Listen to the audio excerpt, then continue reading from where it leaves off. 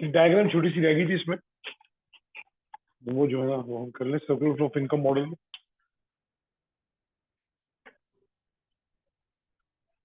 Leakages और injectors की, ठीक है। तो हमने ये अकॉर्डिंग टू दिस मॉडल हमने कहा था कि saving plus tax plus imports should be equal to investment plus government expenditure plus exports, ठीक है। Leakages should be equal to injectors, ठीक है ना, यही बात हुई थी। तो इससे रिलेटेड एक छोटा सा डायग्राम है, वो आपने बनाना है एग्जाम में।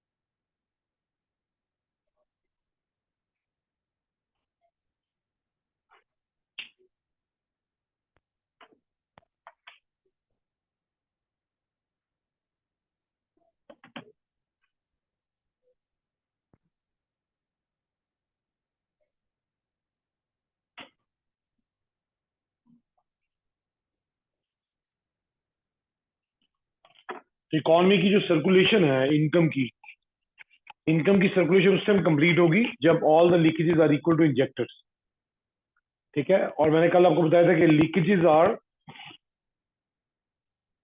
अनप्लैंड, लीकेजेस अनप्लैंड होती हैं, लेकिन जो इंजेक्टर्स होते हैं वो प्लैंड होते हैं, ठीक है। तो ये ग्राफ थोड़ा सा इसको अंडरस्टैंड करें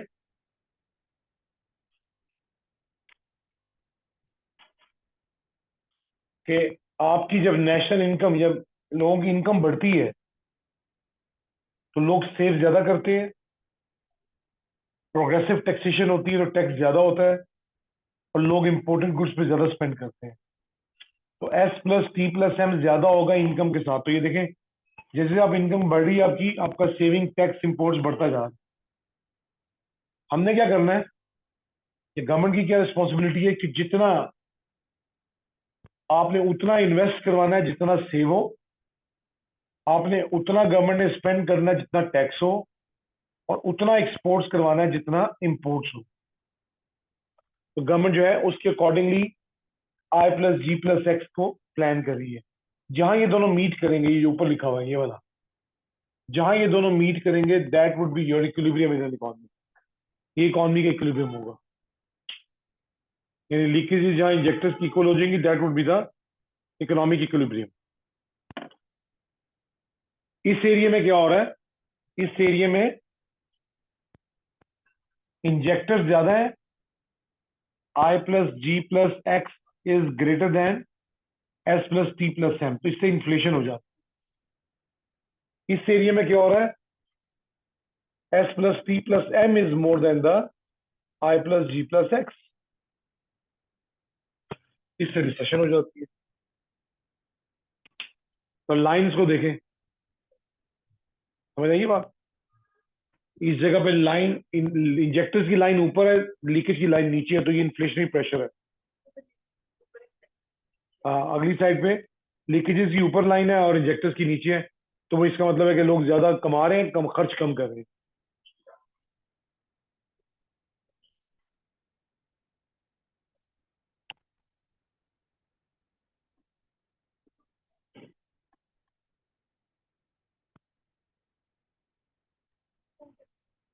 ठीक है।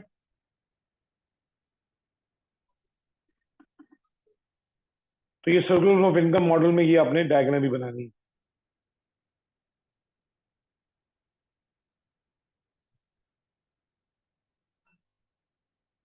मुझे बता दो, मेरी भी आ रही थी, मैं पॉज बना देता। बड़ा छोटा फ्रेम है कैमरे का, मैं नहीं आया बीच में। वो मैं नहीं आया बीच में।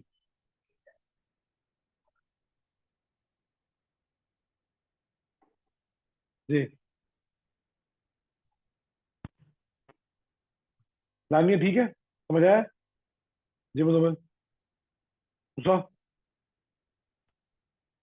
सही बात है, कल थे क्लास में तो क्या समझ आया होगा। क्लास लेके आया करो ना, रिकॉर्डिंग होती है ना, रिकॉर्ड सुन के आया करो। हाँ नहीं, क्यों नहीं बताऊँ, मेरी कोई दहशत नहीं। हसन फरीद, आपका क्या नाम था, मैं भूल गया। अली।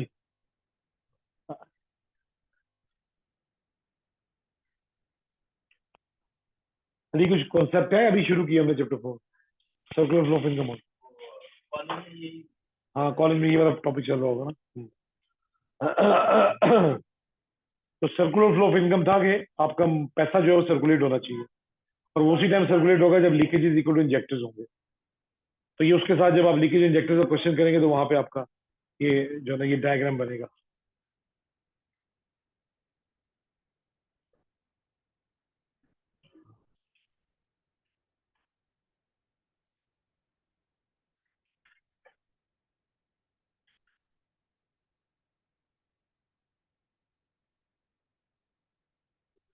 इसके क्वेश्चन अभी रिसेंटली आया हुआ है,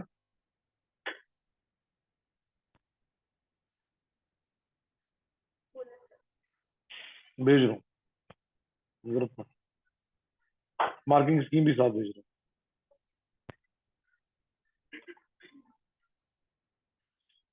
हूँ। Explain the circular of income in a closed economy, consider the extent to which the circular flow of income changes when economy becomes an open economy.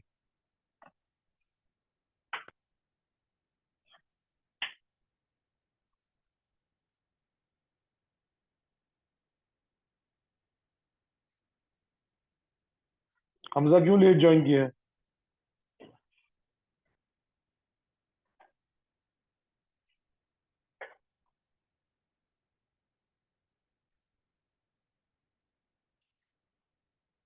और हम आज ऑनलाइन आ गए हो। जी सर, अस्सलाम वालेकुम। बस तबीयत नहीं हाँ सही। हाँ। तबीयत नहीं सही थी, इसलिए बस ऑनलाइन आना पड़ा आज। और हमजा आपने क्यों लेट ज्वाइन किया? Sir sorry sir. ये तो भैया सॉरी बहुत है आपकी बकेट में। चलो ये डायग्राम जल्दी से बनाए ना, मैंने आगे चलना है। ये वही कल वाला लीकेज जो इंजेक्टर्स का ना वही था, उसके साथ डायग्राम।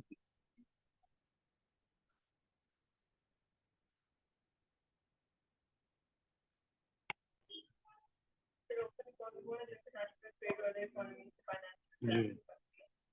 और क्लोज इकोनॉमी जो विदाउट जो इंटरनेशनल ट्रेड होती है, तो क्लोज इकोनॉमी की जो लीकेजेस हैं वो है सेविंग और टैक्स, और क्लोज इकोनॉमी के जो इंजेक्टर्स हैं वो इन्वेस्टमेंट एंड गवर्नमेंट एक्सपेंडिचर।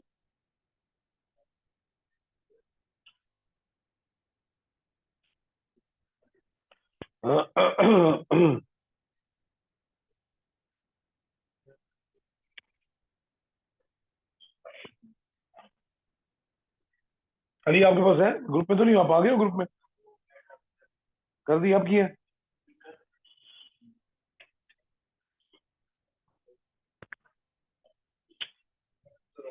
हाँ। तो कह रहे explain the circular flow of income in A close economy. तो सर्कुलर फ्लो ऑफ इनकम आपने क्लोज इकोनॉमी बतानी है, तो क्लोज इकोनॉमी पहले बताएंगे क्लोज इकोनॉमी क्या होती है। मार्किंग स्कीम वैसे मैंने भेजी है, लेकिन आप बताएं explain the close economy.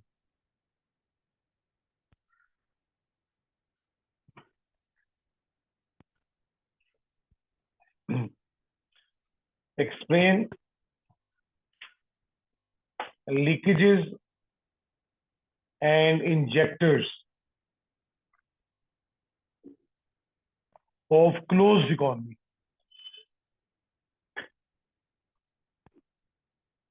Section C के अंदर ये भी क्वेश्चन आया था। सेक्शन सी आपका मैक्रो का होता है 4, 5, 6 का। उसमें क्योंकि नया टॉपिक है तो इसका क्वेश्चन आया था। तो leakage injectors of closed economy क्या क्या होती हैं leakages? S plus T leakage होती है और आई प्लस जी इंजेक्टर होता है क्लोज्ड इकोनॉमी का। अभी ओपन इकोनॉमी नहीं है, तो आप ये बताएंगे इसमें, और फिर आप बताएंगे ओपन इकोनॉमी।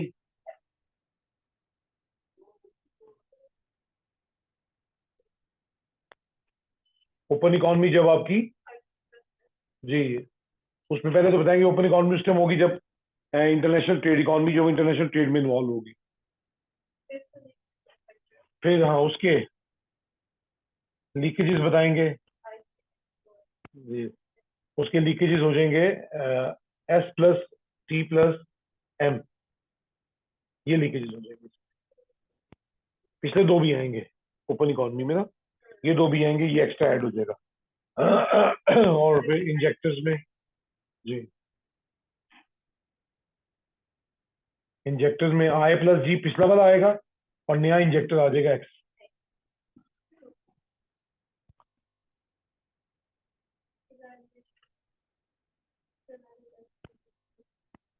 ये हो गया आपका, ये नहीं वो 6 मार्क्स कवर हो गए आपके। 2 मार्क्स के लिए आगे वो एक्सटेंड वाली बात करनी है।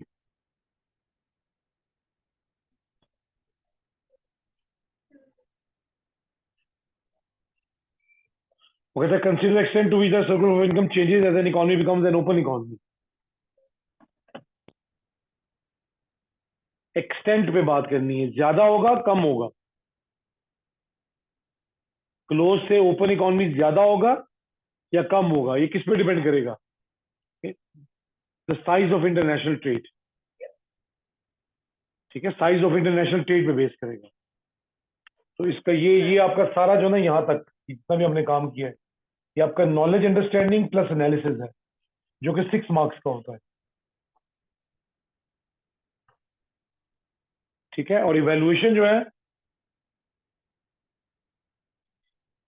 8 मार्क्स में 2 मार्क्स की होती है, क्वेश्चन 8 मार्क्स का है, इवेल्युएशन 2 मार्क्स की है।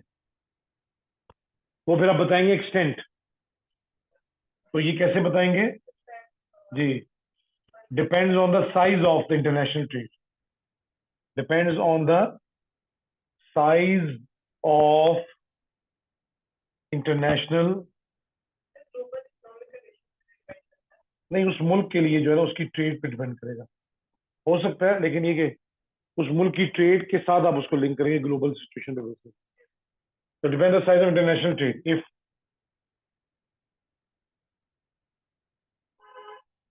international trade is large,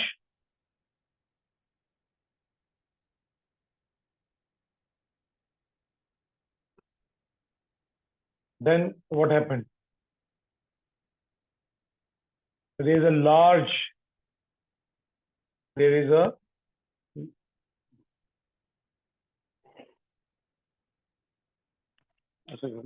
there is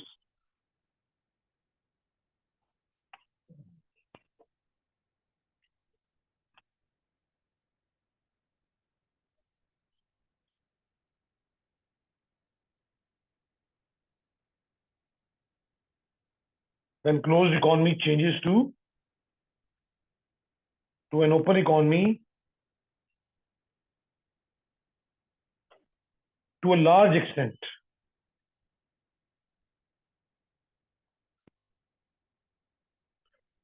closed economy जो है ओपन इकोनॉमी में कन्वर्ट होगी तो लार्ज एक्सटेंट कन्वर्ट होगी, और अगर इंटरनेशनल स्मॉल होगी इसका ऑपोजिट लिख रहे हैं। If international is small then a closed economy changes to an open economy to a small extent.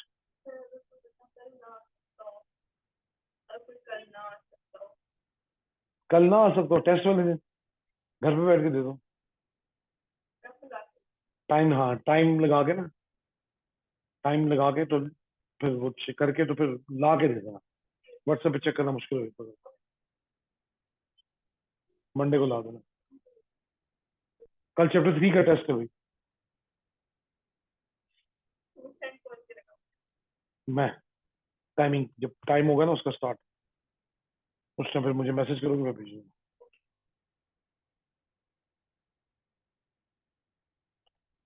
समझ आया कि कैसे करना है? मुश्किल नहीं है, क्वेश्चन आसान है। नीचे मैंने मार्किंग स्कीम भी भेजी हुई है। अब आप ऐड हो गए? अभी ऐड हो गया ना? मैं दोबारा भेजता हूँ फिर।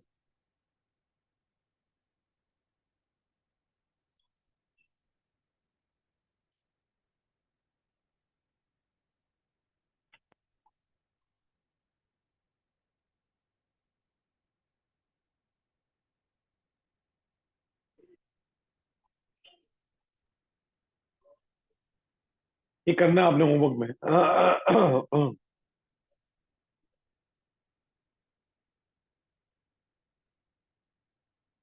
तो 8 मार्क्स में बस ये वैल्यूएशन होती है छोटी सी। 12 मार्क्स में वैल्यूएशन 4 नंबर की होती है। उसमें थोड़ा सा आपको पैराफ्रेजिंग करनी होती है, उसमें आपको असेसमेंट करनी होती है ना, इसलिए उसको हम पैराफ्रेजिंग करते हैं। 8 मार्क्स में पैराफ्रेजिंग की जरूरत नहीं होती। 8 मार्क्स में आप सिंपल जो है, जो उसने खुद ही पूछा होता है कि क्या है इसमें, जैसे ये लास्ट लाइन उसने मांगी है आपसे, तो इसकी डबल साइड आपने देनी है कि टू लार्ज एक्सटेंट चेंज होगा या टू स्मॉल एक्सटेंट चेंज होगा। ये वाली बात मार्किंग स्कीम में भी अवेलेबल नहीं होती, इसलिए मैं अब लिखवा रहा हूँ साथ साथ आपको। ये वाली बातें होती हैं। नॉलेज अंडरस्टैंडिंग वो भी दे देता है, इवेल्युएशन वो भी नहीं देता मार्किंग स्कीम में। तो मार्किंग स्कीम में इवेल्युएशन कैसे करनी है वो फिर आप सीखेंगे। उसने मार्किंग स्कीम में इवेल्युएशन क्या बताइए? offers a valid judgment on the extent to which the circle of income changes to an open economy becomes an open economy, changes as an economy becomes an open economy depending on the importance of international trade to reach a conclusion। क्या फायदा marking scheme का? बताया तो है नहीं उसने। वो कहता है वैलिड कंक्लूजन बस।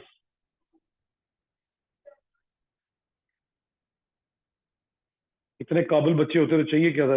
मार्किंग स्कीम वो प्रोफेसर की नहीं बना रहा है। तो वैलिड कंक्लूजन भाई बताओ तो सही कि कैसे करनी है कंक्लूजन। हाँ,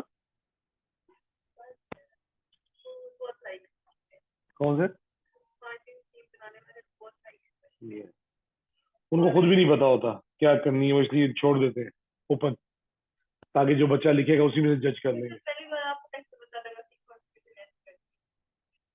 क्या होता है पहली बार?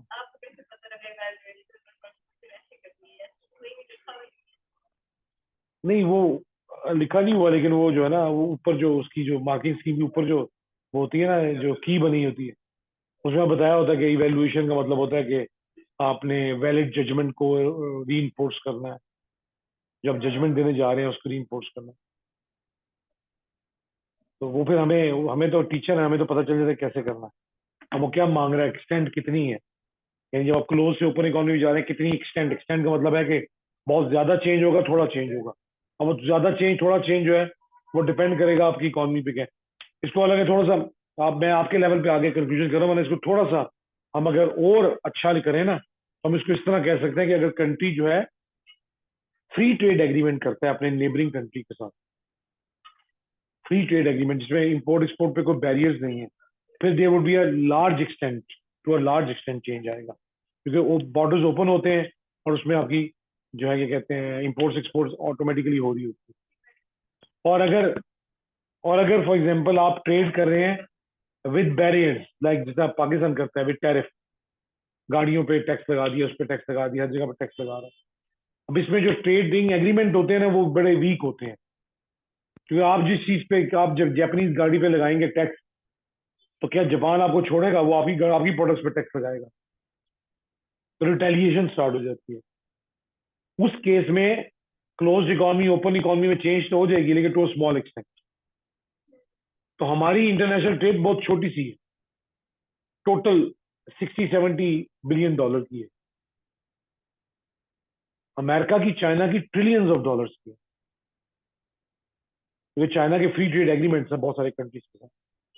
वो ट्रिलियंस में करते हैं इंटरनेशनल ट्रेड, और वो ट्रिलियंस ऑफ डॉलर में जब इंटरनेशनल ट्रेड करते हैं, इसीलिए उनका जीडीपी भी ट्रिलियंस में है। $20 trillion Chinese GDP, and American GDP is $28 trillion. India GDP $3.5 trillion, हमारा ओनली $340 बिलियन बिलियन, और $340 बिलियन कुछ नहीं है, क्योंकि आपका जो बॉलीवुड है, इंडियन मूवी, उसका रेवेन्यू $500 बिलियन, हमसे ज्यादा है। हम इंडिया के आईपीएल को मैच करते हैं, आईपीएल का रेवेन्यू इतना है, जिसको हम पीएसएल को मुकाबला करते हैं इंडिया के साथ, आईपीएल के साथ। पीएसएल पता नहीं कितने कुछ रुपीस है, कुछ मिलियंस डॉलर। आईपीएल का जो रेवेन्यू है वो है $350 बिलियन। वॉलमार्ट का रेवेन्यू साल का $900 बिलियन, और हम सिर्फ $340 बिलियन है। पूरा जीडीपी, नीडल टू एरोप्लेन, हर चीज हम बनाते हैं, उसकी वर्थ $340 बिलियन। हम बहुत छोटी इकॉनमी है। सर इंडस्ट्रियलाइजेशन से जाएगी, इन्वेस्टमेंट ज्यादा आएंगी, उससे ज्यादा। हाँ, ह्यूमन रिसोर्स का क्या जो वो होगा। जी हमजा, आपके पूछे थे। अरहम अरहम। सर ये ग्राफ अगर आप थोड़ा सा एक्सप्लेन कर दें, समझ नहीं आ रही यहाँ पे वो कह रहा है। जी, ग्राफ ये था कि जब आप कल जो हमने पढ़ा था ना कि इकोनॉमी का जो इक्विलिब्रियम होता है, net circular flow of income होता है, वो सर्कुलर फ्लो ऑफ इनकम उस टाइम कंप्लीट होता है जब लीकेजेस इंजेक्टर्स की इक्वल होती है। कल थे ना आप क्लास में, ये हमने पढ़ा था ना, ठीक है ना। जी अरहम, ठीक है। जी सर, समझ आ रही है। तो अब ये जो नेशनल इनकम है ना, ये ग्राफ जो ये बता रहा है कि जब लोग नेशनल इनकम बढ़ती है ना, यानी एक इकोनॉमी में लोगों के पास पैसे ज्यादा आते हैं, लोग सेविंग ज्यादा करते हैं, टैक्स ज्यादा करते हैं, इंपोर्ट ज्यादा करते हैं, इसलिए S plus T plus M ऊपर जा रहा है। गवर्नमेंट का रोल क्या है? गवर्नमेंट ने उस S plus T plus M को देख के उसने ये देखना है कि बैंकों के पास सेविंग कितनी है, उतना उन्होंने इन्वेस्ट करवाना है। जितना गवर्नमेंट ने टैक्स लिया उतना उसे गवर्नमेंट स्पेंड करना है, जितनी इंपोर्ट हुई है उसे उतनी एक्सपोर्ट्स करनी है। तो ये जो आई प्लस जी प्लस एक्स है, ये गवर्नमेंट प्लान करवा रही है। और जहां पे I plus G plus X की line S plus T plus M की लाइन को कट करेगी, इसका मतलब है ये इक्वल हो गए, इस जगह पे ये दोनों इक्वल हो गए। तो ये इकोनॉमी का इक्विलिब्रियम है। अगर ये इक्वल नहीं होंगे तो क्या हो रहा है? Left hand side, right hand side. Left hand side में इंजेक्टर की लाइन ऊपर है, लीकेज की लाइन नीचे है। इसका मतलब है आप कमा कम रहे हैं, लीकेज कम है, ज्यादा खर्च कर रहे हैं, तो उससे इन्फ्लेशन हो जाएगी। राइट हैंड साइड पे इंजेक्टर नीचे है, लीकेज ऊपर है। इसका मतलब क्या है कि आप जो है सेविंग ज्यादा कर रहे हैं, टैक्स ज्यादा दे रहे हैं, खर्च कम हो रहा है, तो इससे रिसेशन हो जाती है इकोनॉमी के अंदर। जी अब सही है आराम, जी सर सर। समझ आ गया?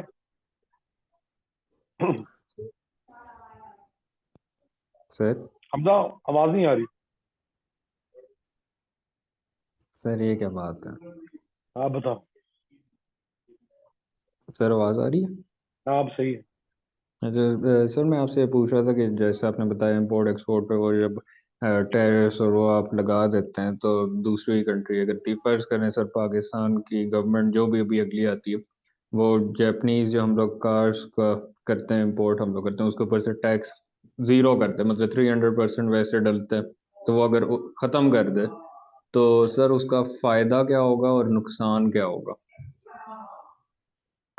फायदा ये होगा ना कि अब जब टैक्स खत्म कर देंगे तो लोगों को सस्ती मिलेगी चीज, और आपके इंटरनेशनल रिलेशन अच्छे होंगे कंट्रीज के साथ। नुकसान ये होगा कि लोकल कंपनीज बंद होना शुरू हो जाएंगी, क्योंकि लोकल गाड़ी कोई नहीं लेगा। जब इंपोर्टेड गाड़ी, वो कह रहे हैं इंपोर्टेड गाड़ी पे अगर टैक्स हटा दें तो क्या फायदा, क्या नुकसान होगा? तो उसका फायदा ये होगा कि हमें चीज सस्ती मिलेगी, अच्छी क्वालिटी की, और हमारे रिलेशन जापान से और दूसरे मुल्कों से अच्छे हो जाएंगे। लेकिन नुकसान क्या होगा? लोकल कंपनी टोयोटा कोई नहीं लेगा, तो लोकल होंडा कोई नहीं लेगा, तो लोकल जॉब अपॉर्चुनिटीज कम हो जाएंगी। नहीं सर, लोकल कंपनी करोला कभी भी करोला ही मार्केट नहीं भरेगी, जो मर्जी हो जाए। नहीं, करोला की मार्केट नहीं मरेगी, लेकिन वो देखो ना, अगर टोयोटा करोला पाकिस्तानी असेंबल्ड आपको 60 लाख की मिल रही है, तो जापानीज अगर आपको 65 लाख की मिलेगी, तो मैं तो जापानीज लूंगा, मैं क्यों पाकिस्तानी लूंगा? सर मैनुअल मैनुअल होती है सर, चाहे जो भी हो जाए।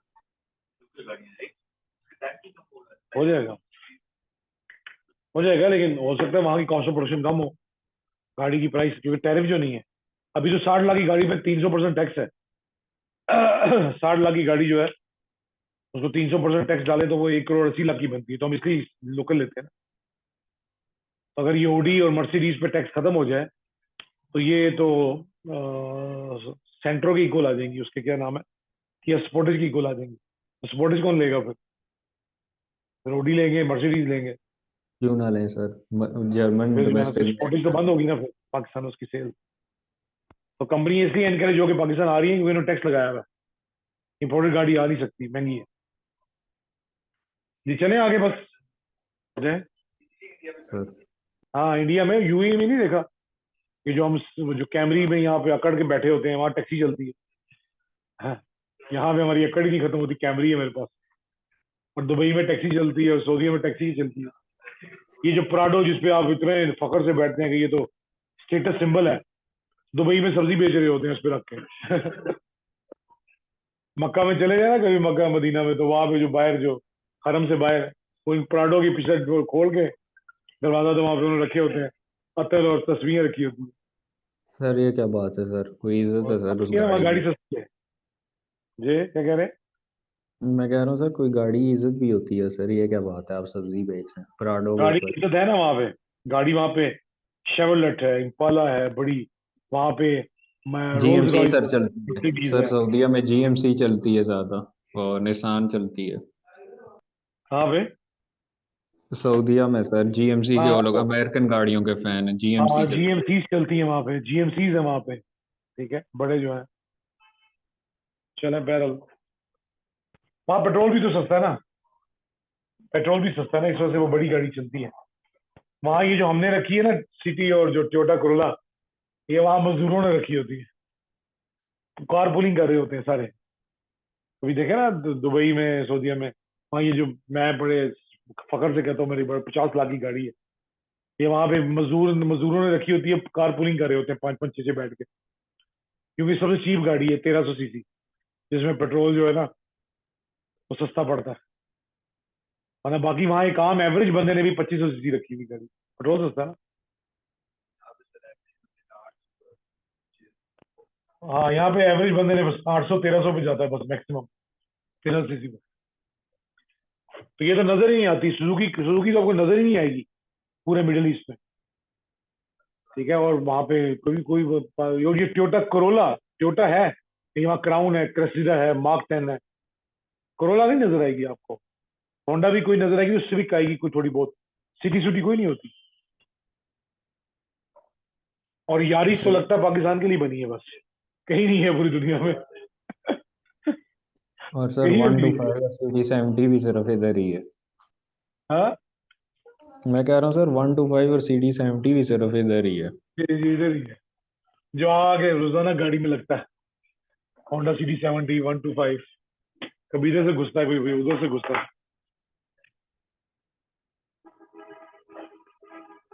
चले, सर्कल्स ऑफ इनकम खत्म हो गया, अब कुछ थोड़ा सा हमारा नेशनल इनकम स्टैटिस्टिक्स, कुछ फॉर्मूलाज हैं।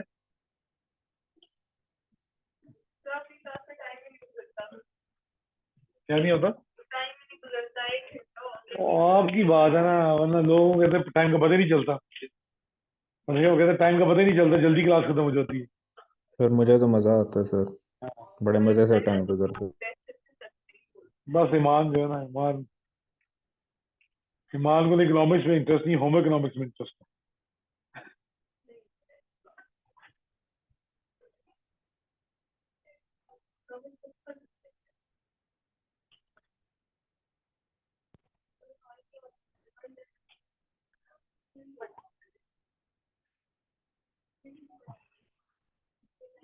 कुछ 4 5 फॉर्मूलाज है यहाँ पे, उसके बाद फिर आगे ये नए हैं, ये भी A2 से AS में ट्रांसफर हुए हैं, तो इनमें से भी एमसीक्यूज भी आ रहे हैं आजकल बहुत ज्यादा, और केस स्टडी में भी आ सकता है। वो कैसे define gross domestic product, GDP. ठीक है, तो जीडीपी क्या होता है लिख ले, फिर इसका फॉर्मूला भी करते हैं। It is a total market value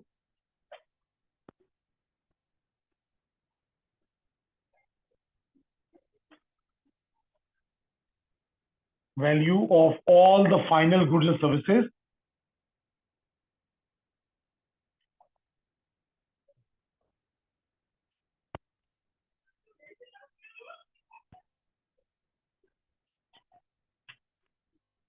produced in a country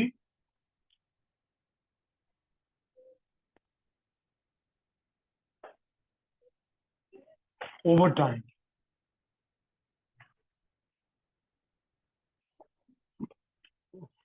तो चीज इंपॉर्टेंट है इसमें अंडरस्टैंड करने वाली,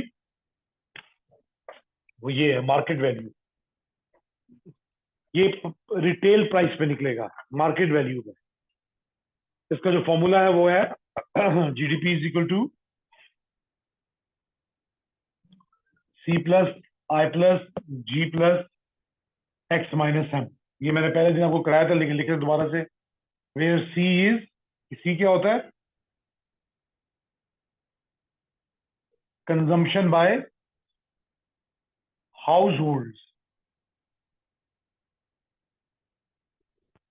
आई इज इन्वेस्टमेंट बाय बिजनेसेस।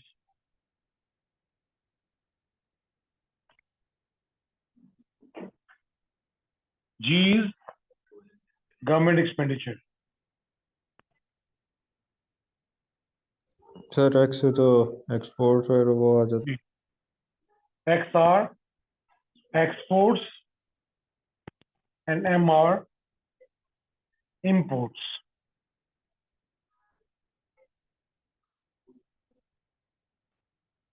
इस स्टडी में क्वेश्चन आया था ना ये वाला, सही किया नहीं किया? आंसर सही था इसका।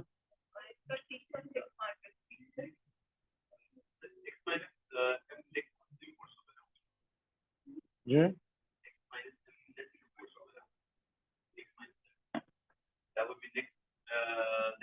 Net exports.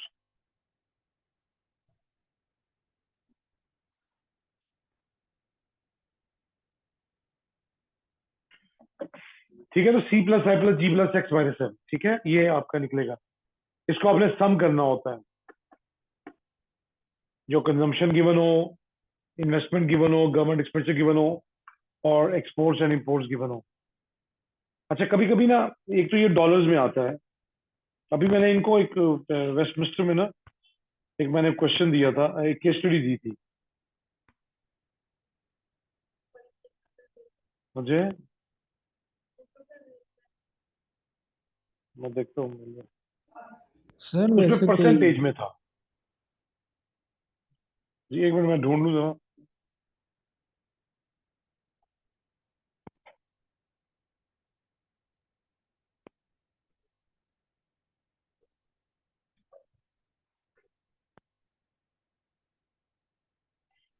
उसमें इस तरह था, देखें, उसने कंजम्पशन, और ये थी 56.8%। अच्छा, इन्वेस्टमेंट थी 31.8%। गवर्नमेंट एक्सपेंडिचर था 9.9%, और एक्सपोर्ट्स थी 20%। ये परसेंट किसका था?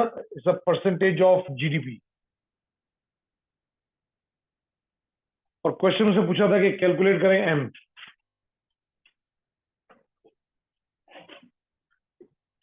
होता वैसे डॉलर्स में है, लेकिन उसने परसेंटेज ऑफ द जीडीपी कहा। उसने कहा जीडीपी है, उसकी इतने परसेंट है। अब उसकी वैल्यू निकालने की जरूरत नहीं थी, बड़ा आसान सा काम था ये। और मुझे लगता है कि 5 या 6 बच्चों ने सही किया, बाकी सबने गलत। हालांकि सर बड़ा सिंपल सा काम था जी। इन्वेस्टमेंट वाला कितने सर 30 क्या है वो thirty sir one point 22 at 31.8। 31.8।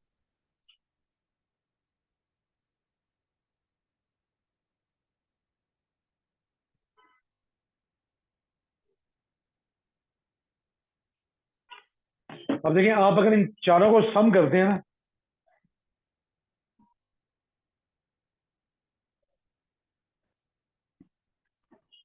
सम क्या आ रहा है? 118.5। परसेंटेज होती है हमेशा 100 होती है, 100 से ऊपर तो नहीं जाती। तो एम क्या है? एम माइनस हो रहा है ना, तो इसका आंसर क्या था? -18.5। बस इतना आसान सा काम था।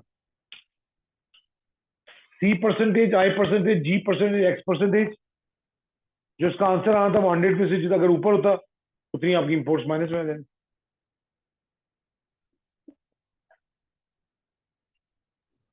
कभी सर कभी डॉलर्स में आता है। जी जी सर हमजा। मैं ये पूछ कि वैसे इस वक्त जो है प्रेजेंटली करंटली जो है आपकी दुनिया में सर कौन सी सबसे मतलब इक्वल जा रही है सर इकॉनमी, मतलब किस कंट्री की जा रही है जिसके सब मतलब तकरीबन बराबर हो? अच्छी कोई अगर हम देखना हो ना कि इकॉनमी कौन सी अच्छी जा रही है, आप जाके विकीपीडिया पे जाके देख लें या उसकी वर्ल्ड बैंक की वेबसाइट पे जाके देख लें, आपको पता चलता है। सबसे इस टाइम बेस्ट इकॉनमी जो है वो चाइना की है, बड़े कंट्रीज में। चाइना की, ब्राजील की, बांग्लादेश की अमेरिका की नहीं आती? इकॉनमी। जी बांग्लादेश भी तो आता है। बांग्लादेश भी अच्छा काम कर रहा है जी, बांग्लादेश भी बेहतर है। लेकिन बांग्लादेश कंसिस्टेंसी नहीं है ना, अभी अच्छा है आजकल, लेकिन कंसिस्टेंट नहीं है। समझ आया कैसे निकला है ऑनलाइन, समझ आया। जी सर, वो 100 में से मतलब माइनस इन सबको प्लस कर देना और 100 में से माइनस करेंगे तो जो भी इस पर पूछने वाला वो जी निकल आएगा। जी, तो ये देख रहे हैं इतना कोई मुश्किल काम नहीं होता, लेकिन 5 या 6 लोगों ने 40 बच्चों में से सही किया था, बाकी सबने गलत किया। तो आसान सा काम था, अगर डॉलर में होता तो और ज्यादा आसान था। कंजम्पशन इन्वेस्टमेंट को प्लस कर देना था और इंपोर्ट्स को माइनस कर देना होता। तो ये जो जीडीपी है ये बेसिकली मार्केट प्राइस, ये जीडीपी एट मार्केट प्राइस है। ठीक है, मार्केट प्राइस का मतलब है कि जो हम निकालते हैं रिटेल प्राइस के ऊपर। अब अगर ये उसमें होता, न्यूमेरिकली होता, तो न्यूमेरिकली ऐसे होता कहता कंजम्पशन जो है वो सपोज $200 बिलियन है, इन्वेस्टमेंट जो है $300 बिलियन है, गवर्नमेंट एक्सपेंडिचर $100 बिलियन है, एक्सपोर्ट जो है वो $80 बिलियन है, और इंपोर्ट जो है वो $120 बिलियन है। फिर हम क्या करते हैं, फिर हम 200 प्लस 300 प्लस 100 प्लस 80 माइनस 120, हम ये निकाल रहे हैं।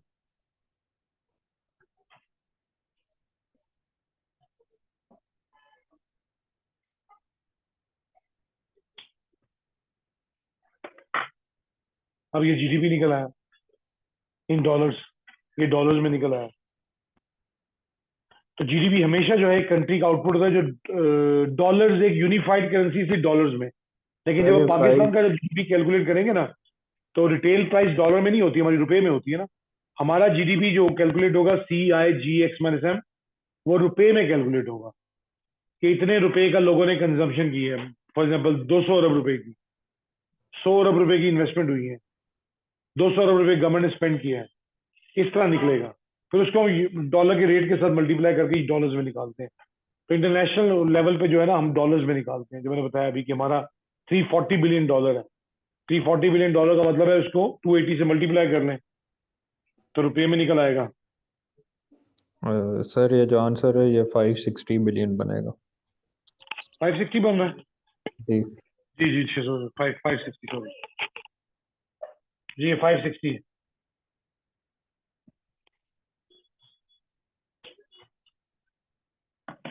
ठीक है, चले बस। बाकी अभी 3-4 फॉर्मूले हो रहते हैं, वो फिर मंडे को करेंगे। कल चैप्टर 3 का टेस्ट है, ठीक है, किसी भी टाइम 4:30 से लेके 7 बजे तक।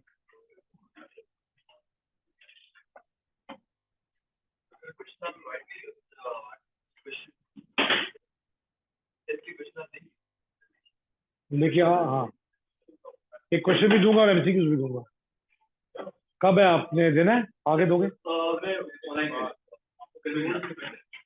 ठीक है, बात हुई है।